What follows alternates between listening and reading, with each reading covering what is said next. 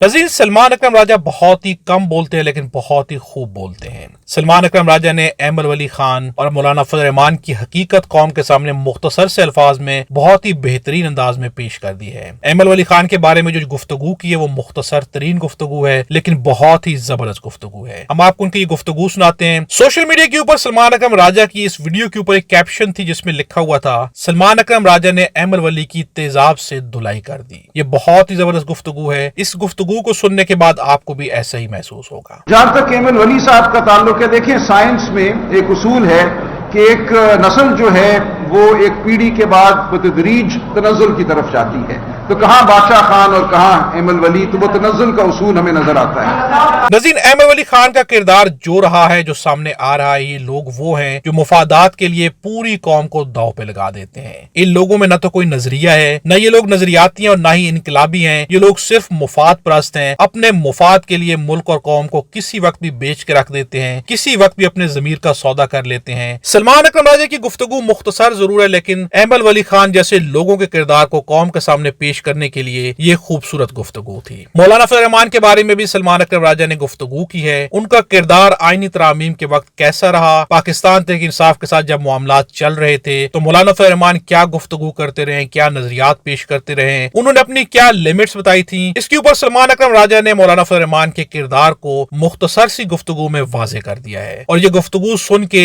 आपके भी रोंगटे खड़े हो जाएंगे। मौलाना ने एक जगह जाके कहा कि देखिए फिर इससे आगे तो वो खुद अपनी मर्जी से करेंगे और उन्होंने अगवा करनी है तो और कर लेंगे, ये उनकी रिक्वायरमेंट है उनकी। उन्होंने कहा जी इससे आगे हम नहीं बढ़ सकते। ये बिल्कुल वजाहत से मौलाना साहब ने बात की कि देखिए इस पे तो हमें जाना पड़ेगा, हमें वोट देना पड़ेगा। अगर हम यहां वोट नहीं देंगे तो पता नहीं हमारे कितने लोग अगवा हो जाएंगे, आपके कितने लोग अगवा हो जाएंगे।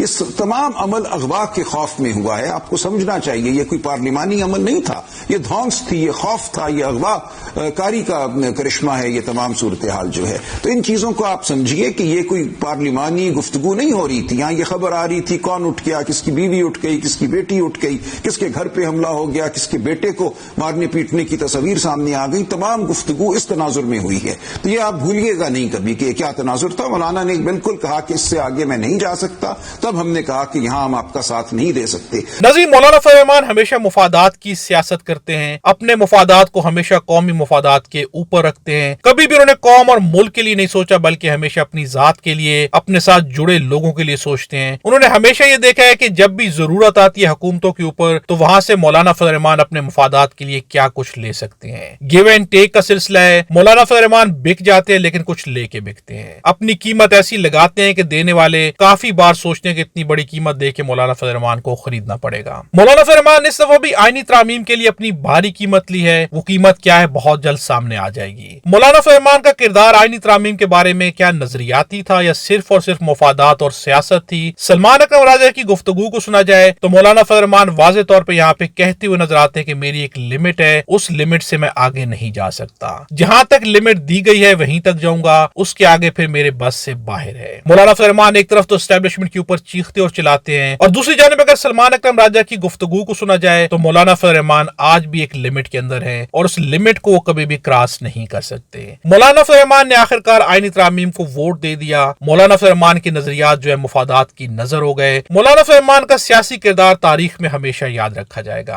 आज जो लोग भी हक के साथ खड़े हैं कल तारीख उन्हें अच्छे अल्फाज में याद रखेगी और जो लोग भी मुफादात की सियासत कर रहे हैं तारीख उन्हें बहुत ही बुरे अल्फाज में याद रखेगी। अपनी राय का इज़हार कमेंट्स में जरूर कीजिएगा। सलमान अकरम राजा के बारे में एक जुमला जरूर लिखिएगा। खुदा हम सबको और हमारे वतन पाकिस्तान को अपनी ज़बान में रखे।